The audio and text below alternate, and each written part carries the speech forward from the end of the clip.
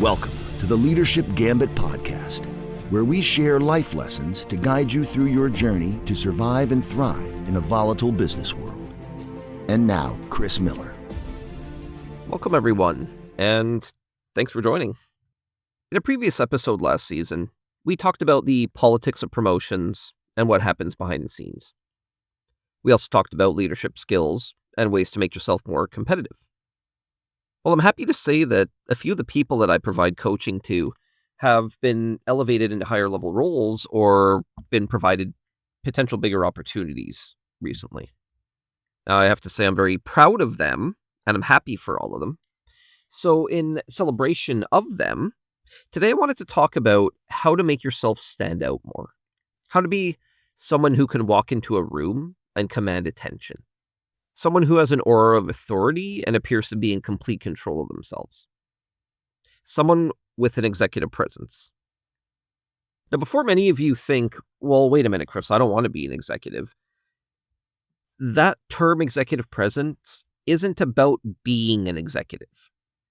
It's about having the presence of someone who is seen as a strong executive type personality. It's about having the presence of being in control like a strong executive does, but you'll see it in all different types of people. Everyone knows it when they see it, or better yet, when they feel it. Certain people just have a certain aura or energy that attracts attention or has a presence that we can just feel. They're the type of people that can walk into a room and people will turn and take notice. These are people that tend to command authority when they talk to others, or others will follow their lead without coercion. Executive presence is that feeling that you get where someone speaks and you know they're the real deal. It requires a combination of confidence, poise, and authenticity that telegraphs you are in charge or deserve to be. It's definitely a key part of what's helped elevate me to the executive level personally. Let's talk a little bit about what executive presence actually is, and if it helps, don't think about it as executive, just think about it as having a more grand presence, so to speak, if that helps. Executive presence is a dynamic mix of how you act, how you speak, and how you look. How you act is the most important because what you say won't matter if you're inconsistent in how you act. For example, if you tell people that you value honesty publicly, but then behind the scenes they know you play games and you lie, people aren't going to trust what you say, and you're not going to have any executive presence regardless of what your title is. How you speak is also important, though, and that includes your tone, words, body language, because it can command or push away attention. We'll talk more about this shortly. Your appearance is also an important element because it's the first way people judge each other, whether consciously or unconsciously. I know some people will say people shouldn't judge each other, but let's be real, we all do it. And it's something that we do because of our anthropology. When we lived in tribes, we needed to assess outsiders to determine whether they were a threat to us or not. And just because we're in more civilized, in advanced economies, in the world in general today, doesn't mean that our biological responses like that have changed. People are going to make assumptions about you based on your appearance. And as a manager, I have had complaints from customers about some employees' appearance before. I'll come back to appearance a little bit later as we go deeper. Before we jump into some of the top tips for having an executive presence, I need to note that if you dig a bit deeper into best practice around executive presence, you're going to uncover a laundry list of skills and attributes, and it can become very overwhelming very quickly. Many of the things on the list are also things that are skills that will take a lot of time and experience to build. I will talk about these in upcoming episodes, but today I wanted to focus on my top 5 recommendations for things that you can start practicing today that will improve your executive presence and residually your confidence. Recall that we said earlier that executive presence is a dynamic mix of how you act, how you speak, and how you look. It's important to note that not all of those things are equal measure, but depending on your situation, each of them will play some sort of role. Let's start with guidance on two of the best things that you can do to start practicing from a how you act perspective, since it's likely to have the largest impact on your presence. Remember that people will remember how you react and how those reactions made them feel long after they're going to remember what you said. Now, when it comes to how you act, there are two things specifically I would start with if you want to improve your executive presence. Learning how to act, not react, is the first and most key thing that I would recommend that you start practicing. Now, what I'm saying there is actually two things. First, I'm saying to be deliberate in the actions that you take and the things that you do. And that's what I mean by act, don't react. But the don't react part, secondly, what's also being said there is to learn self regulation and then use that as a way to stay calm and collected. So let's talk about this a little bit more in detail. And let's start with being deliberate. Being deliberate demonstrates that you are grounded and intentional rather than reactive or impulsive. It signals a quiet confidence in yourself. Being deliberate and intentional sends signals to others that you're not easily rattled, that you think things through, and that you trust your own judgment. Now, these behaviors build your credibility and position you as someone who is strong and can be counted on in critical moments, or potentially someone who can lead in a situation suddenly calls for it. Being deliberate means that your gestures are controlled and with purpose. Being deliberate means not jumping in when there's an awkward silence right away. Sometimes you use silence strategically. Being deliberate is about thinking about how you want to come across in a given moment or with a given response, and then acting that way. Do you want to act decisively, empathetically, reserved? Whatever it is, do it with intent and make sure that you are consistent in your body language, speech, and energy. Just as an example, if I'm going to do or say something with the intent of energizing someone else to action, I am going to portray energy in my tone. I'm going to say things that will trigger an emotionally inspirational feeling and use openness in my body language to communicate vulnerability and authenticity. And see, putting all of that together, that's what being deliberate looks like in action. Now, before I move on to the self-regulation and remaining calm part, I want to flag something to you to see if you read between the lines on everything I just said. Across all that discussion about being deliberate, what was the one thing that you're not doing? You're not reacting. Ever. What I mean by that is that you're not reacting in an emotionally reactive way. You're not being perceived as heart over head. Don't get me wrong here, okay?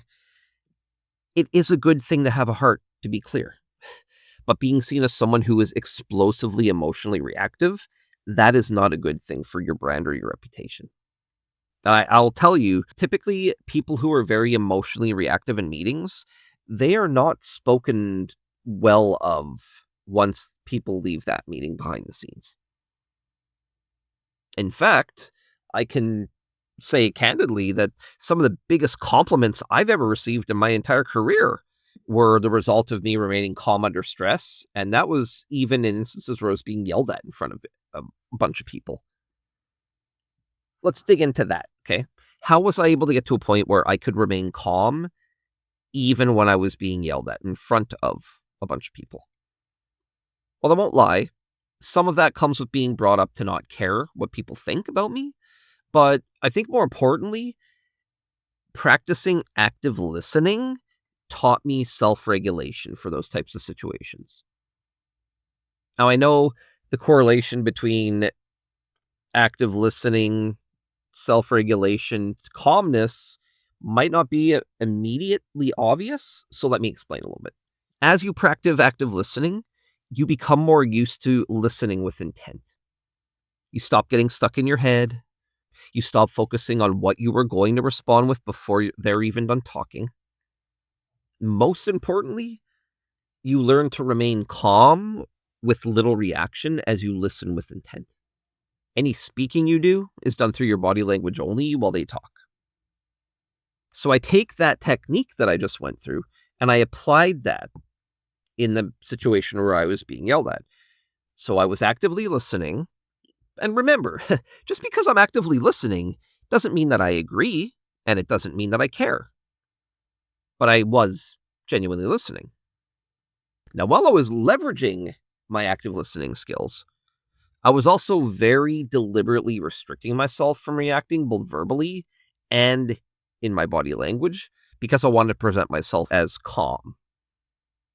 So I was actively listening as this person went off on me about something that someone else did, I had nothing to do with. And I was genuinely listening. I was processing what I was hearing. And while I'll be honest, I could understand why this person felt the way they did, and they were definitely justified in it, I could not accept mentally the idea of being scapegoated over it. It just wasn't happening.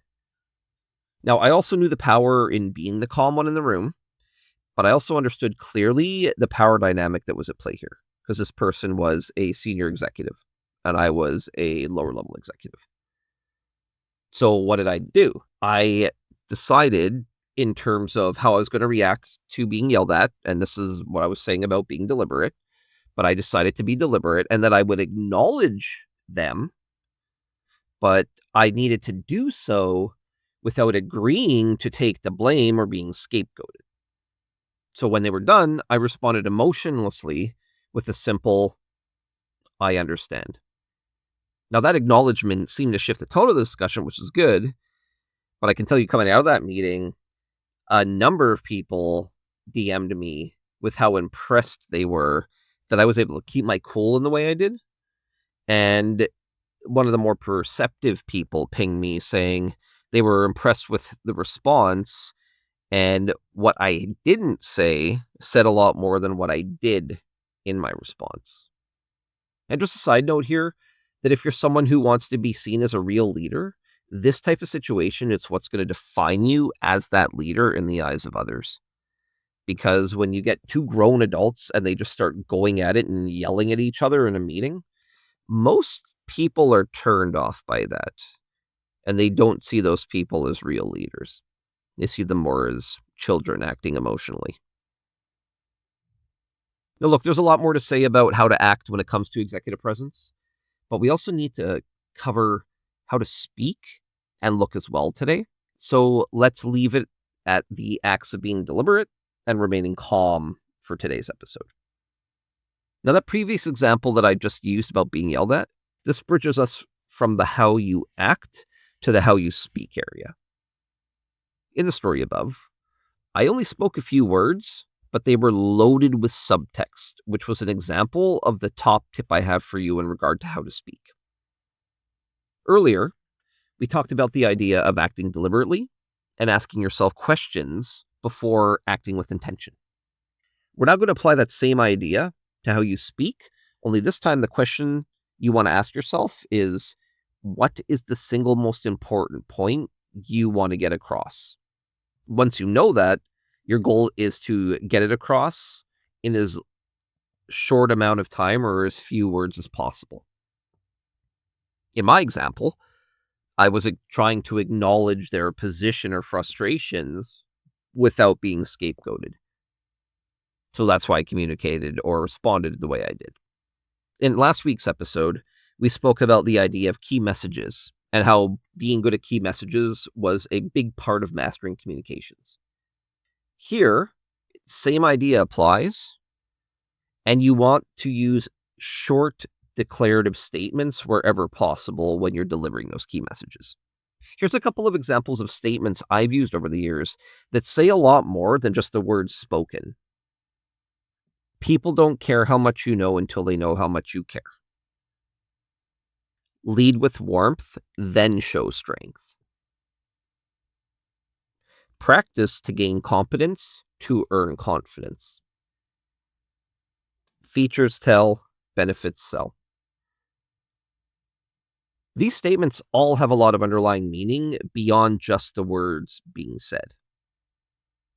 Lawyers advise their clients to only answer exactly what's asked and be as to the point as possible. That's your goal here, too. If people want more information from you, they'll ask for more. But there's no need to immediately jump into giving it to them. Now, if you're asked for supporting information, keep those responses short as well and only provide the most relevant information to the specific question that was asked. No more, no less. And it's not about hiding anything. It's about saying only exactly what you need to say. Now, earlier I said this one will take a little bit of practice, and it will. But there's a really good bridge exercise I recommend trying that's going to teach you how to think in this way, and eventually you'll be able to start doing it on the fly instead of having to kind of prepare beforehand. Although if you're doing a presentation to a group, it's always good to prepare beforehand anyway, so this is just a valuable tool that you can start using. This is called the PREP technique. And PREP is an acronym. PREP stands for point, reason, example, point. Your point is your key message or key idea. Your reason is the justification for that. An example is a supporting example of that thing, or your point. And then you want to reinforce your point one more time. Start by using this method before you go into meetings, and then only share your point. If someone asks you why, or for an example, then you share that specific piece and only that piece. It's a good practice as well because you won't always want to share your reasons in front of groups or people due to politics or sensitivities. Or maybe there's an example that's a bit loaded politically because it draws visibility to something that's very contentious that you don't want to jump into immediately. So there are good reasons not to overshare. So like I said, start practicing the PREP method. Point, reason, example, point. And it's a great tool that you can start using immediately. And I will leave the model outline in the show notes for easy recall for everyone. Let's talk about one more element on the how you speak area that isn't about what you say. As I'm sure most people listening were taught, communication is a combination of what you say, how you say it, and your body language. Your body language, like anything else we've talked about today, should be deliberate. Now, personally, for me, I actually believe your body language is a huge part of having that executive presence that commands people's attention. It's not just my belief either, by the way. For example, studies have shown that your posture actually has a direct impact on your mood. A posture was something that was important as part of my upbringing because my grandparents and my parents were always on me about my posture when I was young. And in my adolescence, I took proper posture and walking classes as part of a brief modeling stint that I did in high school, where we were actually taught this is what kind of that formal walk is supposed to be from a best posture perspective. So needless to say, proper posture was something that's been reinforced in my environment in a number of different ways for the first 20 years of my life, and it's something that I've carried ever since. So what was I taught proper posture looks like? First, you have to stand straight to the point where it feels a little like your neck is trying to stretch to the sky and your head is looking straight ahead. Your shoulders should be back slightly and down. Your chest should be slightly out and your stomach should be pulled in. And by the way, sitting is no different. Sit straight, shoulders down, chest out, stomach in. And I mentioned studies that have shown that your posture can impact your mood. Well, it's actually even more than just your mood, it turns out. Science has shown that good posture is associated with an increased sense of control, energy, and confidence. This shift can trigger a reduction in stress, which may release endorphins as well, which feels good. Proper upright posture and the feeling of confidence can trigger a positive effect on your dopamine levels too. There's also studies on aspects of posture like power posing, which has suggested that proper posture decreases stress hormone levels and cortisol. The benefits, both mentally and physically, make practicing proper posture well worth the effort. Don't be afraid to take up space either. I don't mean intentionally bumping into people, being a jerk, or pushing people around. I just mean don't be afraid to occupy the space that you are in. When you push your chest out and your shoulders back, you're going to take up a little bit more space width-wise, and my advice would just be own it. One more body language tip as a starter for people out there.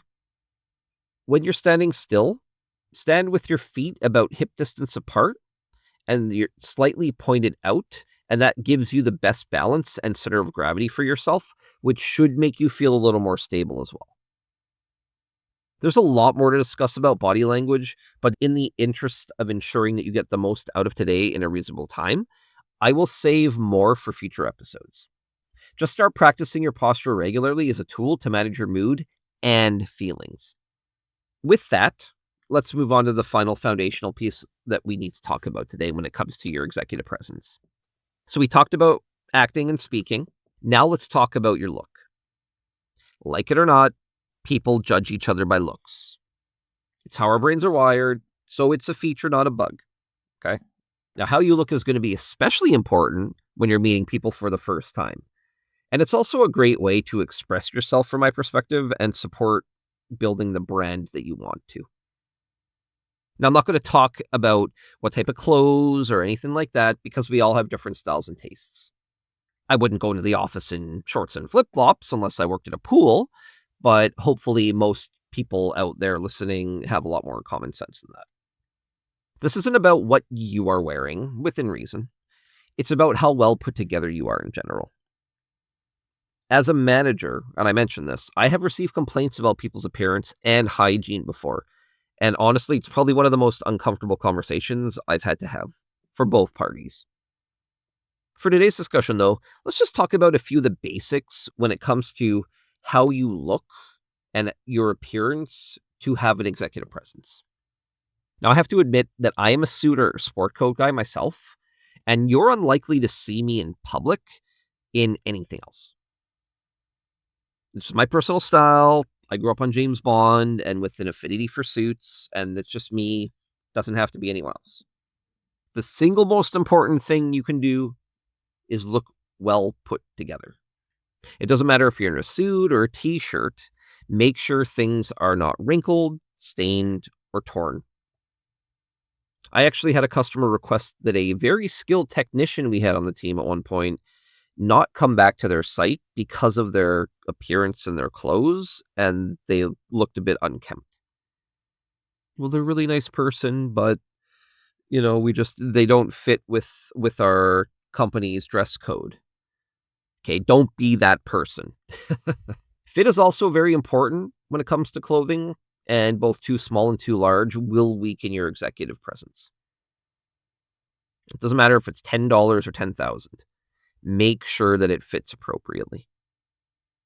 Next is hygiene. And honestly, just don't be gross. It really shouldn't be that hard. Like if you're a guy with facial hair, make sure it's well trimmed and maintained. Don't wear stained clothing. Carry gum or breath mints is generally a good idea.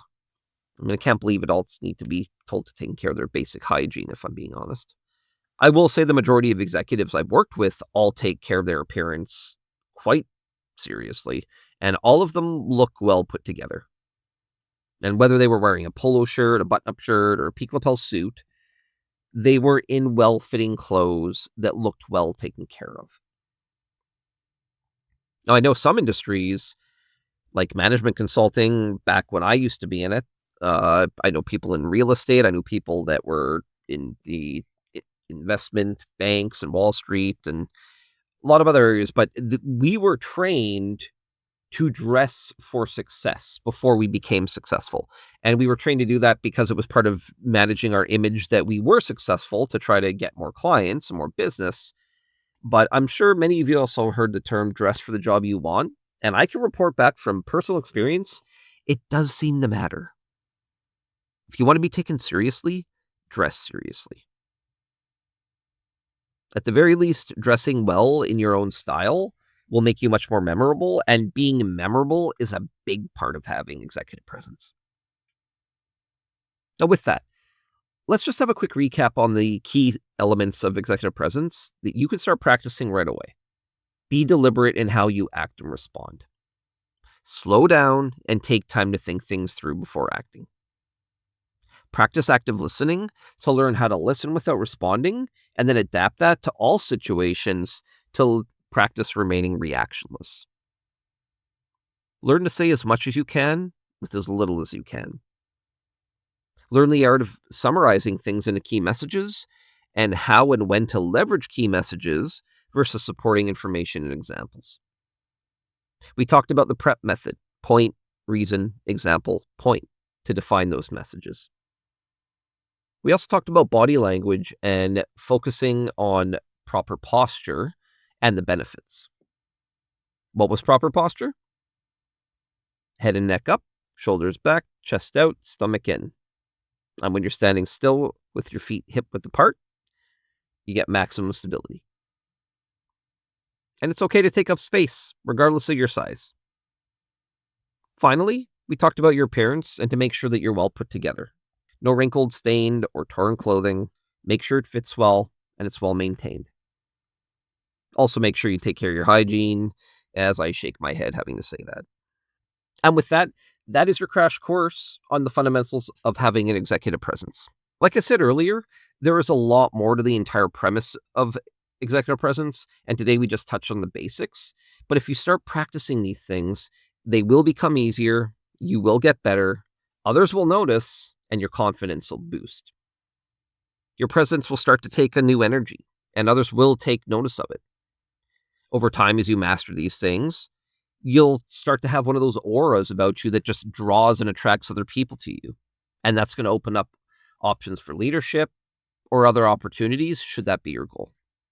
No matter what your goals in life, though, having an executive presence and the mindset that comes with it has no downside. Some people will make more positive assumptions about you. Some will take interest in trying to glean a little info from you on who you are and what you do. Others will assume that you lead something. Hell, I've had people approach me and ask if I was an actor or someone famous. That's the power of an executive presence, and you can have it too. Now look out for future episodes where we will talk about 5 more aspects of building your executive presence, building off today's discussions. And with that, thank you everybody for joining. As always, very much appreciate you. Don't forget to like, subscribe, hit the notification, share us, get us out there with your friends, people in your network that you think we can add value to. Just help get us out there. That's all we ask. And we're going to just keep making episodes and keep putting out the content that you guys want. Thanks, everyone, and we'll talk next week.